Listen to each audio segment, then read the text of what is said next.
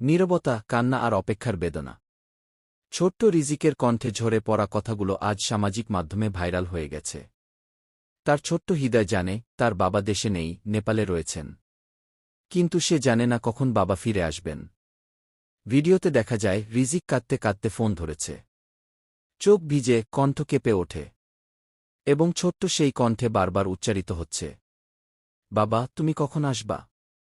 আম্মুকে দেখি। তুমি আম্মুর কাছে যাবে। এই কান্নার ভেতর রয়েছে এক শিশুর নিঃস্বার্থ ভালোবাসা। যে মানুষটা সবসময় তাকে রক্ষা করত, আজ সে দূরে, দূর অতলান্তরে। আর রিজিক শুধু চায়, বাবা ফিরে আসুক। ফোনের অপর পাশে আলভি চুপচাপ শুনছেন। তার কণ্ঠে নিজেও কান্নার ছাপ। সে কিছু বলতে পারছে না, শুধু শান্তির জন্য বোঝানোর চেষ্টা করছে। শীঘ্রই আসব। আর তাড়াতাড়ি সব ঠিক হয়ে যাবে, ফিসফিস করে আলভি বলছেন। রিজিক তখন থেমে নেই। চোখ ভিজে, কান্না থামছে না।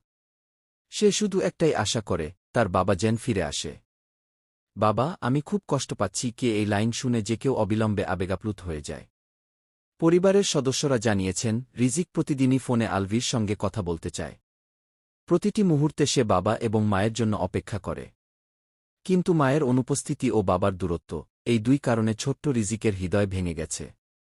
ভিডিওটি শুধু এক শিশুর কান্নার গল্প নয়। এটি একটি পরিবারের বেদনার গল্প। একজন বাবা না থাকলে শিশুর ভেতরের নির্ভরতা, কষ্ট আর অপেক্ষার অনুভূতি কতটা গভীর হতে পারে, রিজিকের এই কলই তার প্রমাণ। লাইভ ভিডিওটি সোশ্যাল মিডিয়ায় ভাইরাল হয়ে গেছে।